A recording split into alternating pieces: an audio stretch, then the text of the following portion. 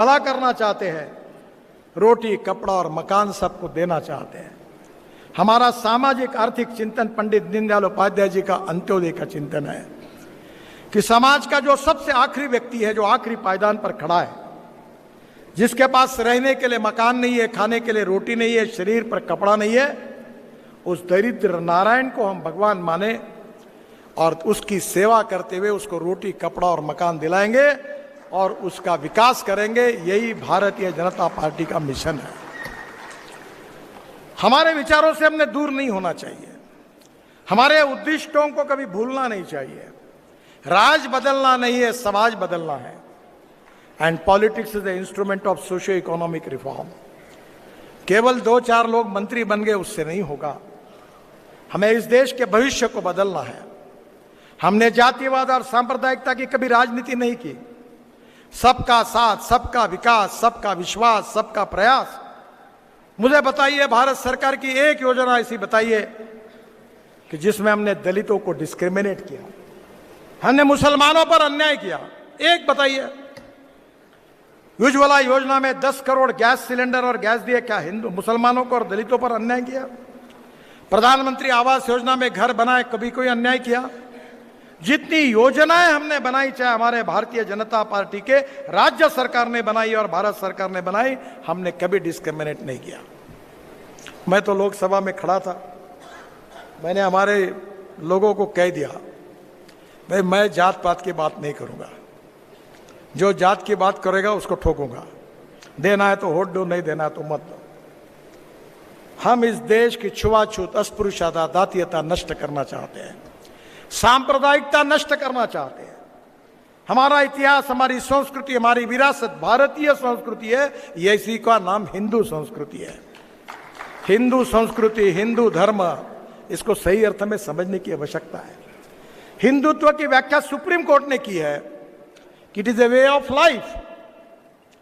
और इसलिए जिनकी उपासना पद्धति अलग है, जो कोई मस्जिद में जाता होगा, कोई गुरुद्वारा में जाता होगा, कोई चर्च में जाता होगा, हम यही कहते आए कि संस्कृति सबकी एक चिरंतन, पुरखे जिसके हिंदू है, विराट सागर समाज अपना, हम सब इसके बिंदु है। We don't want to discriminate any person on the basis of caste, creed, sex and religion. बात साफ है। पर दुर्भाग्यवश पार्लियामेंट में हिंदू समाज को किस प्रकार से उसकी भर्त्सना की गई। क्या राजनीति के उपयोग के लिए लोगों को धर्म के आधार पर लड़ाया जाएगा? क्या हमने ऐसा कभी कोई डिस्क्रिमिनेशन किया है?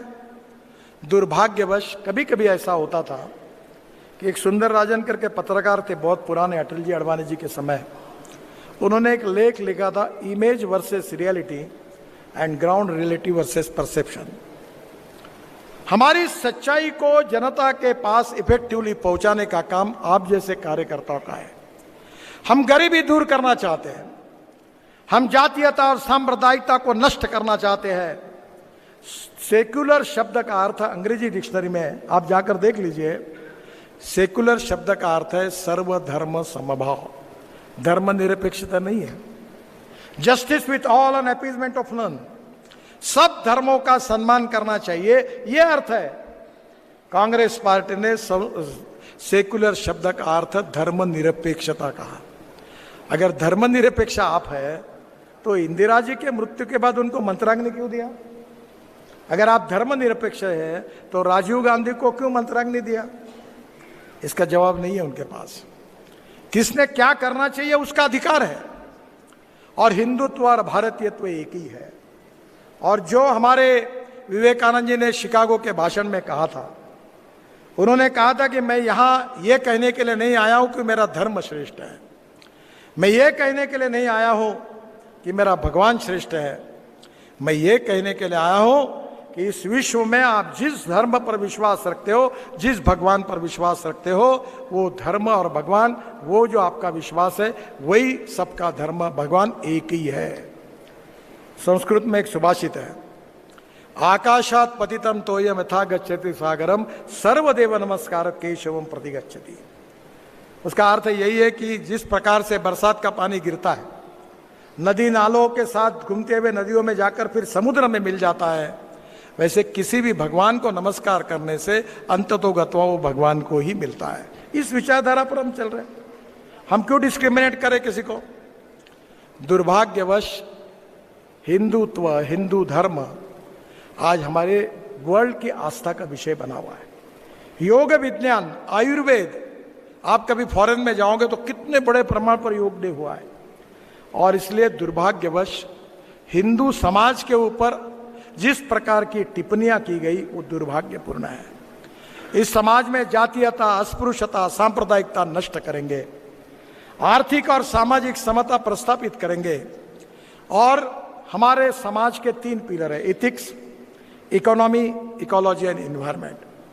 और इकोनॉमी के क्षेत्र में भारतीय जनता पार्टी ने पंडित दीनदयाल उपाध्याय जी का जो सामाजिक आर्थिक चिंतन दिया है, जिससे रोजगार की निर्मित करेंगे।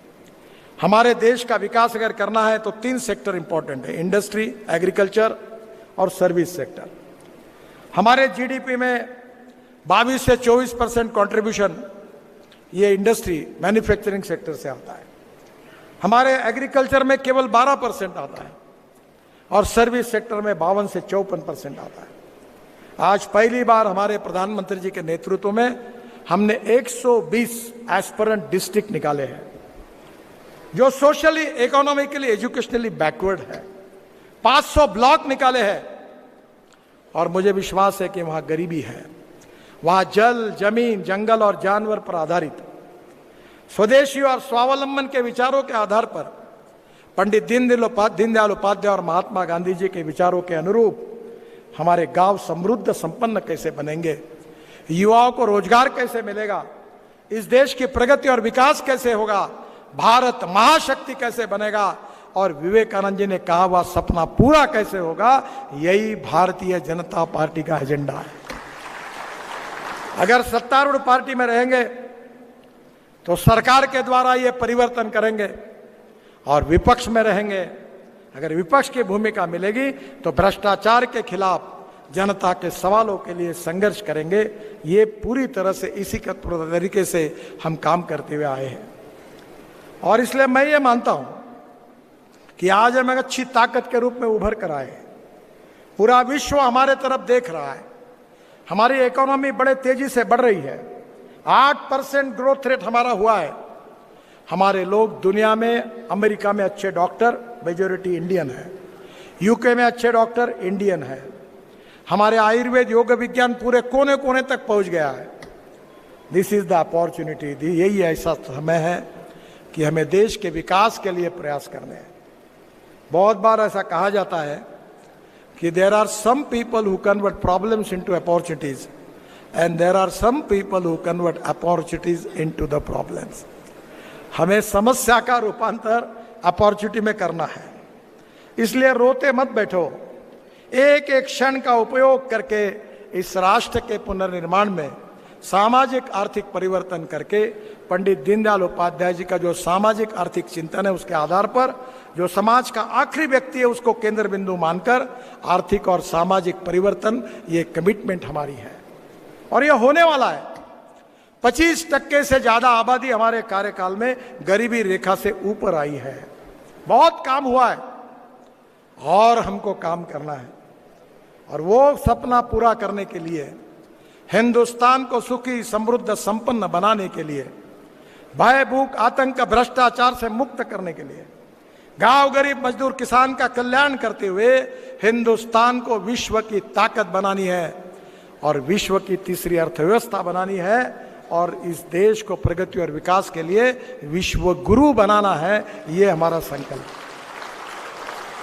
है और मेरा विश्वास है कि आप जैसे दैव दुर्लभ कार्यकर्ता जो है, ये भारतीय जनता पार्टी की ताकत है। प्रधानमंत्री एक्स प्रधानमंत्री हो जाता है, मुख्यमंत्री एक्स मुख्यमंत्री हो जाता है, एमएलए एक्स एमएलए हो जाता है, एमपी एक्स एमपी हो जाता है, पर कार्यकर्ता कभी एक्स कार्यकर्ता नहीं होता।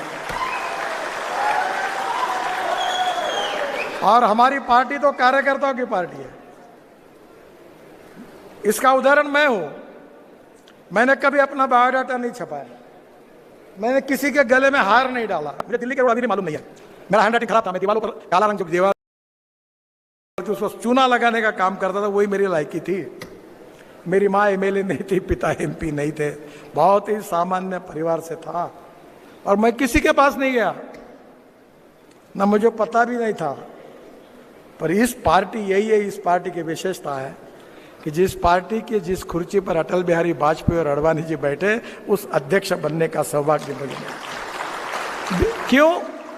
क्योंकि ये कार्यकर्ताओं की पार्टी है, ये आपकी पार्टी है और आप इस विचारों के लिए काम कर रहे हैं, इथिक्स के लिए काम कर रहे हैं। जो इथिक्स और विचारधारा ये है कि ये देश के भविष्य को बदलना है, इस देश के तकदीर को बदलना है, इस देश को विश्वगुरु बनाना है। और मुझे विश्वास है कि अभी आज विपक्ष की भूमिका में आप हैं। चिंता मत करिए, सत्ता आती है जाती है, कोई चिंता करने का कारण नहीं है। जो जाते हैं वो आते हैं, जो आते हैं वो जाते हैं। सूरज निकलता है, अंधेरा होता है, अंधेरा होता है, सूरज निकलता है। ये तो चक्र है, ये चलता रहेगा। पर चाहे जीत में, चाहे हार में, चाहे सुख में, चाहे दुख में, अपनी विचारधारा के आधार पर हम चलते रहेंगे। और जब तक ये लिखा हुआ है ना, let us not stop until we reach our goal. हमारे उद्दिष्ट को जब तक हम साध्य नहीं करते तब तक रुको मत, चलते रहो। हम चलते रहेंगे और एक दिन हमारे देश को विश्व की महाशक्ति बनाएंगे, विश्व गुरु बनाएंगे। यही संकल्प करके आप जरूर जाइए।